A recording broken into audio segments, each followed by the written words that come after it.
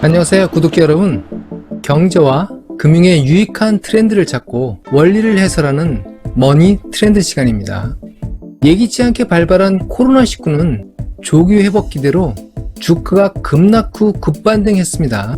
그러나 기대와는 달리 코로나19는 다시 맹위를 떨치고 있습니다. 그러면 증시의 단기 반등을 허락한 코로나19는 장기적으로 경제 구조와 투자 전망을 어떻게 바꿀까요? 많은 금융 소비자 여러분은 아마 급락 후 급등으로 혼란스러울 것입니다. 초저금리로 예금만으로는 손해볼 것 같은 상황인데 펀드를 살까, 주식을 살까, 금을 살까 쏟아지는 금융정보 속에서 당황스러울 것입니다. 머니부머는 금융 소비자에게 단기 투자보다는 2, 3년 이상의 경제 변화에 근거한 메가 트렌드 투자를 항상 권유해드리고 있습니다. 실패 확률과 투자 비용을 확 줄일 수 있기 때문입니다. 메가 트렌드 투자를 하시는 분들을 위해서 지금부터 2021년까지 코로나19 이후의 경제 트렌드를 분석하고 이에 따른 투자 전망을 하도록 하겠습니다. 잘 한번 들어보시죠.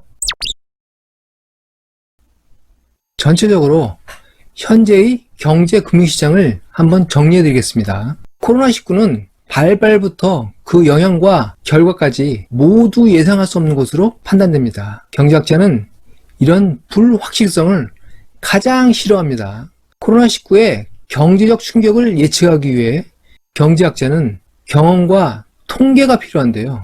1918년 인플루엔자 이후 바이러스의 경제 충격 추정에 필요한 자료가 없습니다. 그야말로 불확실한 상황에 빠져 있는 것이죠. 이렇게 불확실한 상황에도 미국 증시는 3월 23일 이후 최근까지 급 반등했습니다. 이 또한 예기치 않은 증상으로 증시가 경제와 따로 움직인다고 경제 전문가는 당황하고 있습니다. 코로나19의 불확실성을 덮은 것은 코로나19에서 조기에 벗어날 수 있고 이에 급락한 주가가 반등할 수 있다는 기대 심리와 2008년 금융위기 때 중앙은행의 저금리 무제한 통화 공급으로 최근까지 미국 증시 S&P 500 기준으로 5배나 상승했다는 학습 효과가 배경에 있습니다. 여기에 코로나19 발발 후에 정말 무지막지한 전례 없는 규모의 재정과 통화 정책이 도화선으로 작용한 결과입니다. 미국, 중국, 한국 증시가 반등했습니다. 미국 증시는 3월 23일 이후 전반적으로 지속 반등했고 특히 애플과 마이크로소프트 등 IT와 온라인 공룡들이 버티고 있는 나스닥은 전 고점을 돌파했습니다. 중국 증시도 3월 23일 이후 약한 반등세였으나 6월 30일부터 급반등하여 전 고점을 상회했습니다. 우리 한국 증시도 개인 투자자의 선전으로 미국 증시처럼 3월 이후 급반등했으나 6월 8일 이후부터는 횡보세입니다. 지금의 미국, 중국, 한국 증시 반등은 앞으로도 계속 유지가 될까요? 이미 말씀드린 것처럼 많은 금소비자들은 증시의 급락, 급반등으로 혼란스러울 것입니다. 코로나19의 상황이 악화되고 있는 가운데 이 코로나19 이후에 장기적으로 어디가 유망한 투자처가 될까요? 지금부터 같이 한번 짚어보시죠.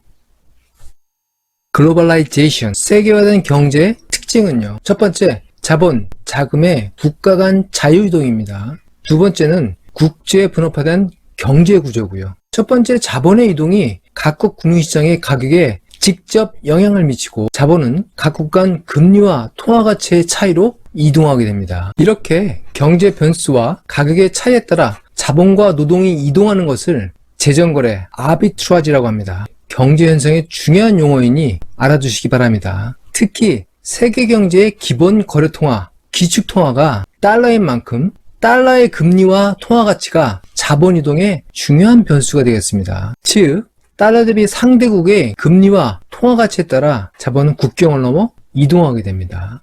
두 번째, 국제 분업 즉 글로벌 밸류 체인은 GDP로 총칭되는 각국의 경제 활동과 산출, 소득에 영향을 주고 국제 분업에 의한 상품과 요소의 이동은 경상수지로 측정되며 기축통화 달러에 대비한 각국의 통화 가치에 영향을 주게 됩니다. 즉, 달러 금리와 가치의 변화, 그리고 국제 분업 구조의 변화가 세계화 시대 각국의 경제 금융 전망을 좌우하는 것으로 요약할 수가 있습니다. 결국 코로나19가 국제 분업 구조와 달러 가치에 어떻게 영향을 미치는가가 코로나19 이후의 경제와 투자 전망의 핵심이 되겠습니다. 이러한 세계화의 기본 분석 틀을 기준으로 지금부터 외신과 경제 전문가들의 분석을 정리하고 향후 2 내지 3년간 코로나19 이후의 경제 트렌드와 투자 전망을 제시해 드리겠습니다. 달러의 금리와 통화 가치에 대한 코로나19의 영향 첫 번째는 미국 중앙은행인 페드의 통화 정책입니다. 미 증시 격언에 페드와는 싸우지 마라, 이런 격언이 있습니다.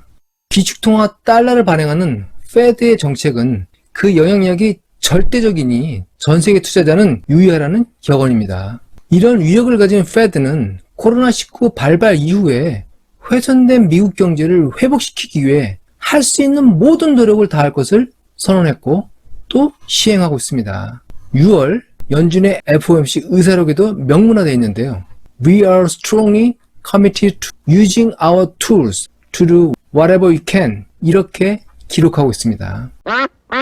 이에 따라서 연준이 돈을 찍어서 사들인 자산은 3조 달러가 증가했습니다. 3조 달러 감이 잡히십니까? 이 규모는 2019년 한국 GDP의 2배에 달하는 어마어마한 규모입니다. 그런 돈을 기업과 실업자 구조에 들이부었습니다. 이렇게 돈을 쏟아붓는 가운데에서도 제롬 파월 의장은 최근 통화정책회의 또 의회 청문회에서 미국 경제의 미래는 불확실하고 종전 수준으로 회복할 때까지 상당 기간이 걸릴 것이라고 경고하고 있습니다. 이러한 우려 때문인지 페드는 제로 상태 저금리를 2022년까지 지속할 의사를 6월 통화정책회의 의사록에서 공식화하고 있습니다. 장기적인 달러의 저금리는 달러 자산을 보유하는 데 따른 이익이 떨어지기 때문에 달러를 찾는 사람이 없어지고 이에 따라 장기적으로는 달러가 약세가 될 것이라는 전망을 놨습니다. 이에 따라 수익을 추종하는 글로벌 투자자는 미국 이외의 고수익 자산으로 자기 투자 자본을 이동할 동기가 발생하게 됩니다.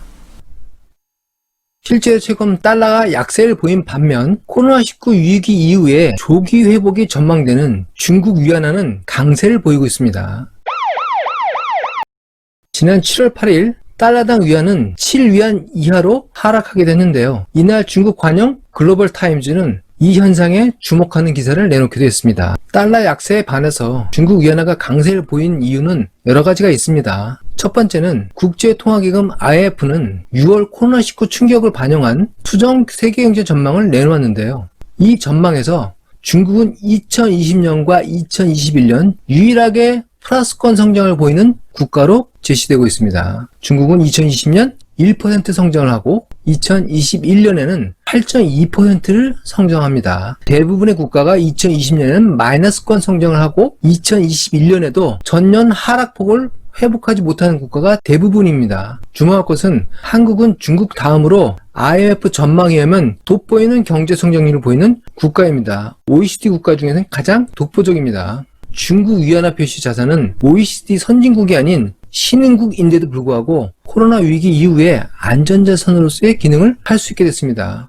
중국이 안전자산으로서 인정을 받으면서 선진국 금리가 모두 초저금리인 상황에서 중국 국채는 단연 돋보일 수밖에 없습니다. 중국 국채 5년물 금리는 약 2.6%인데요. 미 국채는 0.27% 내외입니다. 큰 차이가 나죠. 또한 위안화는 IMF 내 거래 통화인 특별 인출권 SDR 바스켓에 포함이 된 통화가 됐고요. 글로벌 채권 인덱스에도 중국 국채가 포함이 되면서 국제 통화로서 위안화의 신뢰가 증가하는 상황입니다. 글로벌 투자자는 MSCI라는 투자 기준 벤치마크 지수를 대비해서 투자 포트폴리오를 짜고 투자를 시행하는데요. 이 MSCI 지수에 중국 A주가 편입되었습니다.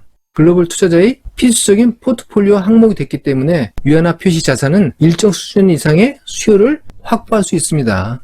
여기에 미국의 미중 협상의 요구사항이기도 했지만 중국은 위안화 국제화를 위해서 해외 투자자의 중국 본토 증시 투자 자격 QP를 전면 폐지하면서 중국 투자 장벽을 없애기도 했습니다. 달러가 약세를 보일 경우에 위안화가 강세를 볼 수 있는 여러 가지 배경이 만들어진 것입니다.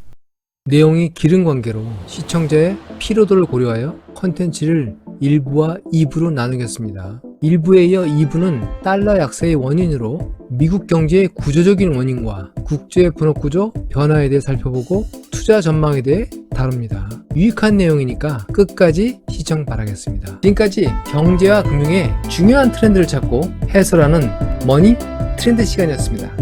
감사합니다.